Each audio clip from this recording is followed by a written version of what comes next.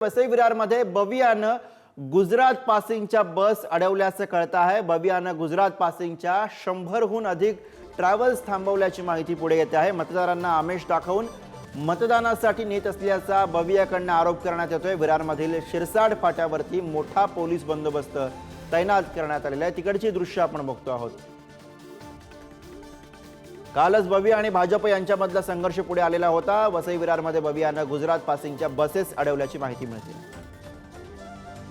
आणि याच विषयी आपण अधिक बोलूया। प्रतिनिधी विपुल पाटील सध्या आपल्या सोबत आहेत। विपुल, आता सध्याची तिकडची काय स्थिती आहे? बवियाची काय भूमिका आहे? गुरु, नक्कीच काल विरारमध्ये विवांत हॉटेलमध्ये झालेल्या पैसे वाटपाच्या आरोपावरून झाल्या राड्यानंतर संपूर्ण कार्यकर्ते हे प्रत्येक ठिकाणी आता नजर ठेवून आहेत। नेमकं कुठे पैशाची अमेज दाखवून कुठल्याही कार्यकर्त्याला किंवा बाहेरून येणाऱ्या बसेस ज्या आहेत त्या अडवून त्यांची तपासणी करून सोडण्यात येत आहेत। आणि हा विरार फाटा या परिसरात 100 बस थांबवून त्यांची तपासणी केलेली आहे। तसंच या ठिकाणी घटनास्थळी आता पोलीस तिथे मोठ्या प्रमाणात पोहोचलेले आहेत आणि त्यांची जी आहे चौकशी करून त्यांना सोडण्यात येत आहे।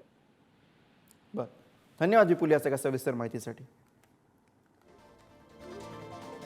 तर वसई विरारमध्ये बवियानं या ठिकाणी गुजरात पासिंगच्या बसेस अडवलेल्या आहेत। तिकडची दृश्य आपण बघतो। 100हून अधिक ट्रॅव्हल्सच्या बसेस या बवियाच्या कार्यकर्त्यांनी अडवल्याची माहिती मिळते।